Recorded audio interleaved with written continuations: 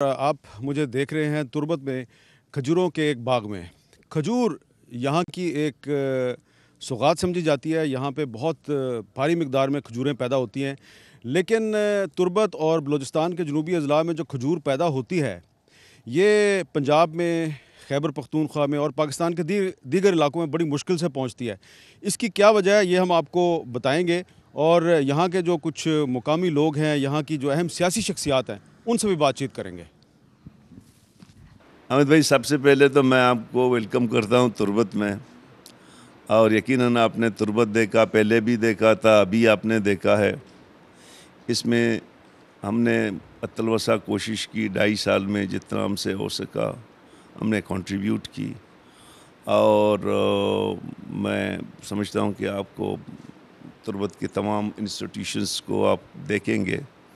बाकी जहाँ तक कोरोना का ताल्लुक़ है, कोरोना तो बदकिस्मती से अभी तक हम इसको रियलाइज़ नहीं कर रहे हैं कि कोरोना यहाँ पेंडेमिक है, और तुर्बत में तो बहुत ज़्यादा है।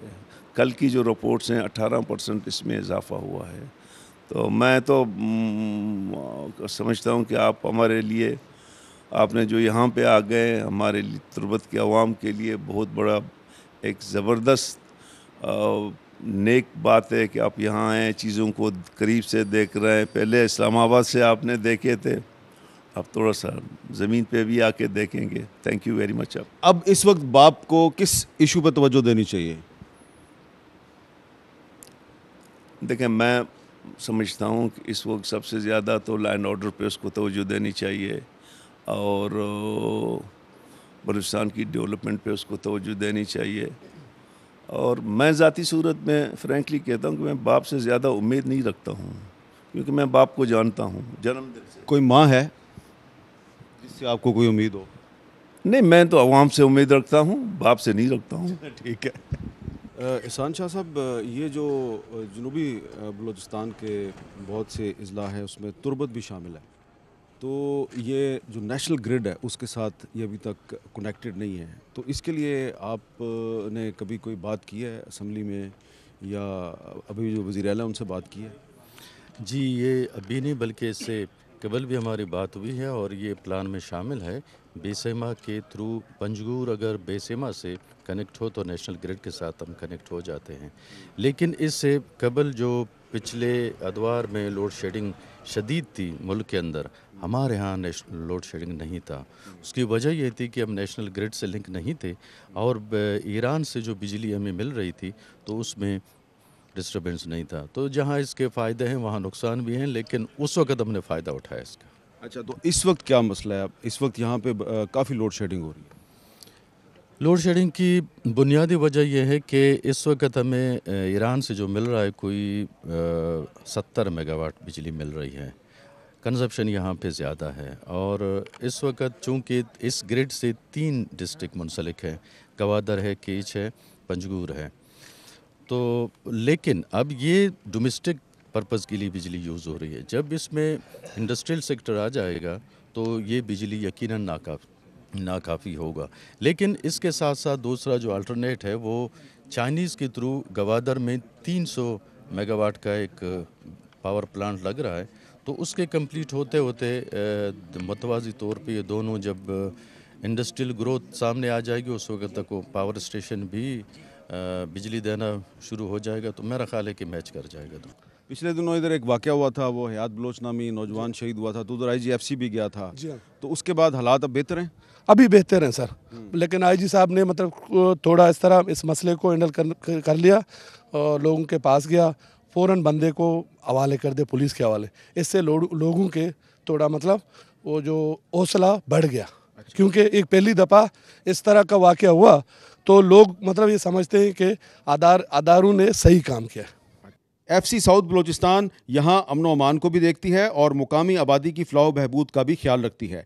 गर्मी और सर्दी में CPEC के रूट की हिफाजत करने वाली FC साउथ बलूचिस्तान के अब तक 76 जवान शहीद और 192 शदीद ज़ख्मी हो चुके हैं।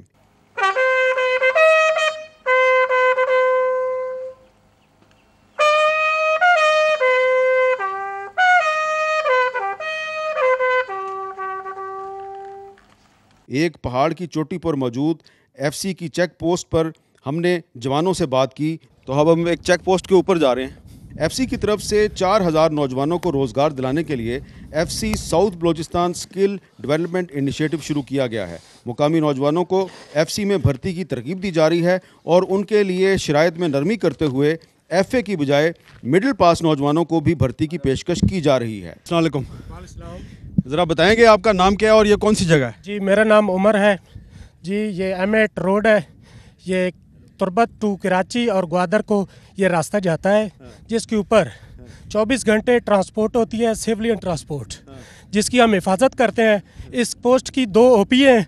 एक ये OP है, ये बैक साइड जो है वो देखती है, एक जो है वो नीचे OP है। जो इस पोस्ट का नाम क्या है? ये रहमान शहीद पोस्ट। रहमान शहीद कौन था? ये हमारा एक हवलदार था जो एक हादसे में शहीद हो गया।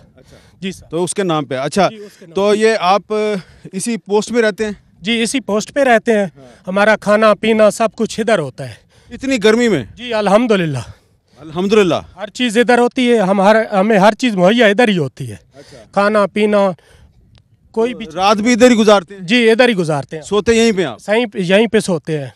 और इस वक्त आप मुझे देख रहे हैं मिरानी डैम एरिया में। आपको पीछे मिरानी डैम में बहुत सा पानी नज़र आ रहा है और ये जो डैम है ये सिर्फ तुर्बत नहीं बल्कि यहाँ के जो बहुत से करीबी इलाके हैं वहाँ की ज़रूरियात को पूरा करता है। और इस डैम की जो हिफाजत है वो दश्त स्काउट्स करती है। 16 नवंबर 2006 को जनरल परवेज़ मुशर्रफ ने इस डैम का इफ्तिताह किया। इस डैम के बेसिकली 2 मकसद थे। एक तो ये कि Turbat city plus Gwadar city को फ्रेश वाटर की सप्लाई और इसी तरह इरिगेशन। ये एक इरिगेशन डैम के तौर पे यूज़ होता है। अब इसकी जो है बेसिकली 2 कैनाल हैं। एक हम राइट बैंक कैनाल कहते हैं और एक लेफ़्ट बैंक कैनाल कहते हैं, जो इरिगेशन पर्पज़ के लिए यूज़ होता है। जो हमारी राइट बैंक कैनाल है वो 13.5 माइल्स लॉन्ग है और उसको वो तकरीबन 21,000 एकड़ एरिया को कल्टिवेट कर सकती है। उसमें अभी भी यूज़ हो रहा है, कल्टिवेट हो रहा है। सिमिलरली लेफ़्ट बैंक कैनाल है वो 12,000 एकड़ को बेसिकली कल्टिवेट करती है। मिरानी डैम के पानी से मुकामी लोगों की ज़मीनें आबाद करने के लिए एफसी साउथ बलूचिस्तान ने एक खुसूसी मनसूबा शुरू किया है जिसके तहत किसानों की भरपूर मदद की जाती है। आपकी जो ज़मीन है ये मिरानी डैम के आसपास है? बिल्कुल आसपास है। जो कमांड एरिया है मिरानी डैम की तकरीबन 21,000 एकड़ ज़मीनें हैं। मेरी ज़मीन भी इनके अंदर पड़ती है। तो ये आपने अपनी ज़मीन की काश्त कैसे शुरू की है? मैंने बड़ी मुश्किल से, शुरू में तो मेरे पास पैसे ही नहीं थे, ज़मीनें थी ज़मीनें लेकिन काफ़ी हज़ारों साल पुरानी थी, उन पर जाट दरख्तें, जड़ी बूटियाँ नाहमवारी, तो हम बड़ी मुश्किल से 1-2 एकड़ बना के गुजारा करते थे। लेकिन अभी जो पिछले साल ये एक स्कीम आई जो 1000 एकड़ बनाने की 125 विंग एफसी की तरफ से, तो इसमें हमें बड़ा अच्छा मौका मिला। तो एफसी ने आपकी किस तरह मदद की है? इस बहुत अच्छी तरह से मदद की, खासकर ये ज़मीनों के मामले में जो है हम बहुत परेशान थे कि हमारी ज़मीन को किस तरह हमवार करें, तो उन्होंने हमारी मदद की। कैसे आप बताएंगे एफसी ने आपकी मदद कैसे की है? एफसी ने सर ट्रैक्टर लाया, काम किया, रेवलिंग किया। एफसी ट्रैक्टर लेके आया? हाँ ट्रैक्टर लेके आया।